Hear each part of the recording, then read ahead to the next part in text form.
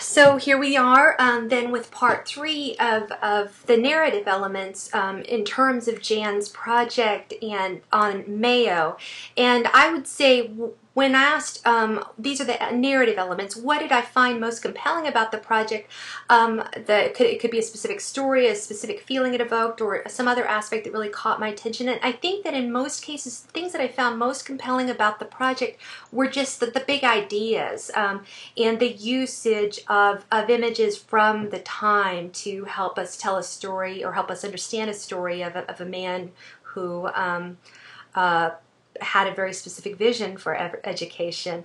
There isn't anything very specific that stands out other than I just love the images that were selected, which I think speaks to the need for maybe a little bit more specificity to break up the heavy, the big ideas. Again, how we go about doing that might be to incorporate a little bit more specific detail about the region or the students, maybe draw from something like Memories of Old ET and maybe get a quote or two from a student that we can then overlay with images that might be a little bit from the time. And also a thing that might help is to slow the story down enough to catch the specifics of the really brilliant arguments you're making, or to bring in other source materials. I love that you bring in some modern source materials. It might be nice to kind of splice those in at a few places, or maybe just at the very end with the credits, so we can see the modern day ramifications of the same.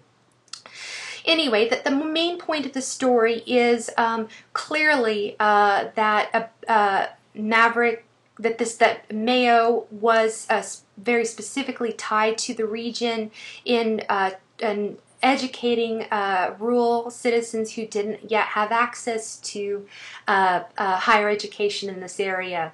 And so the perspective, from what perspective is the story told, it's a very informative reporter type perspective.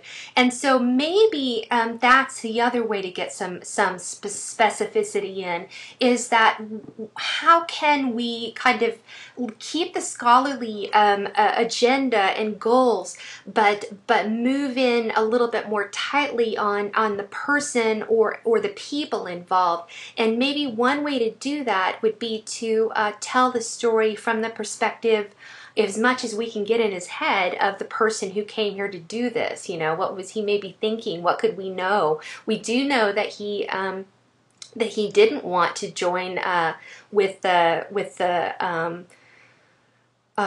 he didn't want to join with the state and become a public university, and he became a public university. He'd actually died on this campus while he was still at work, and right as the telegraph was making it to him in 1917 to tell us that we'd become a part of the state, whatever it was called at that point that made it a public university.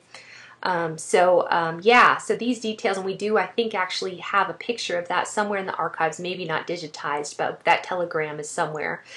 Yeah, so that might be a way in. The project, does it ask a key question and keep the viewer's attention, and does it answer at the end? How does the story unfold otherwise? I think that it does ask a key question. It sort of answers it when we come in, you know, what can one person do when it attends to the region, and what do people in this region maybe need. The emotional content of the project, again, could be further established maybe with a tighter perspective around an individual, but it's clearly, you know, one of jubilation and celebration and a tribute. The role of sound is good. Your audio is so good, and I like the idea of your including some music somehow in there. This is nice. Economy of language. Let's think in terms of economy of images and things that would really foreground the main points that you want to make, and I think that's tied to the pacing. I would like to see a little bit more slowing down so that the big ideas are spliced in with maybe a little bit of slowdown through specifics. But other than that, I think we are in good shape. Thanks.